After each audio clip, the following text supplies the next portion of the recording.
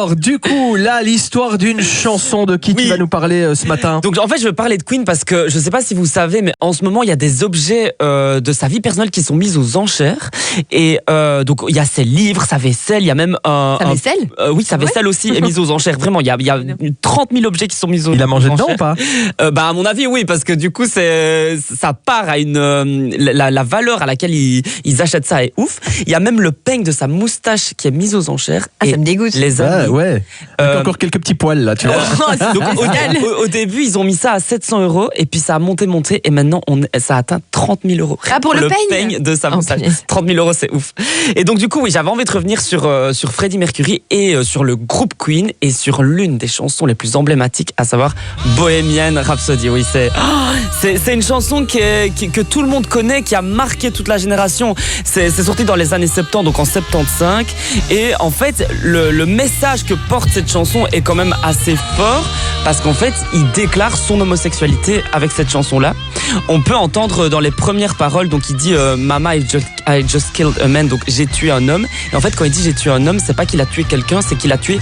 Ouf, il a tué sa propre l'ancien lui, en fait, l'ancienne image qu'il avait. Donc il déclare vraiment au public son homosexualité parce qu'il l'avait assez refoulé dans sa famille, c'était pas très accepté. C'était assez tabou aussi dans ces années-là.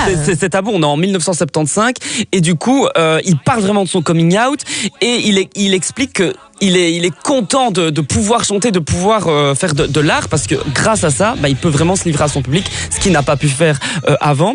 Et ce qui est cool avec ce tube, c'est qu'il y a plein de petites particularités. Par exemple, je sais pas si vous saviez, mais Bohemian Rhapsody, c'est la première chanson avec le premier clip vidéo de toute l'histoire. Il y a jamais eu de... Ah ouais? Ouais. Il y a jamais eu...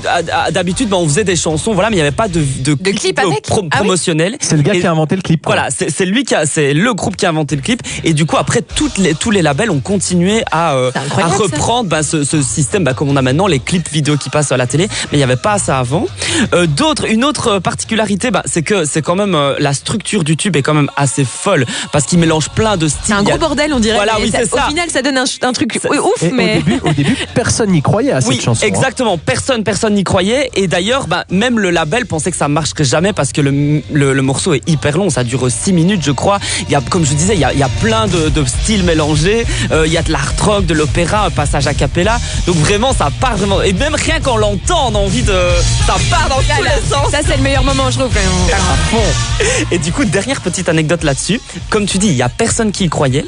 Et ce qu'il a fait, donc sa maison disque, le label disait non, ça va être mort, on va pas passer ça marchera pas. Ils ont refusé, ouais. Donc, oui, ils ont refusé. Mais parce que le titre est très long et en fait les versions radio font en général 3 les minutes. versions radio c'est beaucoup trop long pour la radio. Et du coup, ce qu'il a fait, c'est qu'il a pris le titre, il est allé chez un ami à lui à Londres, donc un ami de la radio.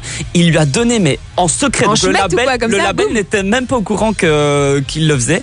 Il lui a donné à son ami à la radio et l'ami l'a diffusé 14 fois pendant le week-end. Et là, ça a fait le buzz et ça a explosé. C'était un petit rebelle en fait. Voilà, c'était un petit rebelle, Freddie Mercury. Et ça a fait un succès énorme. Et c'est la chanson qui est la chanson la plus écoutée et qui est devenue l'étape décisive de leur carrière de Queen. 1 heure en plus avec Gaëtan, Audrey et Christopher.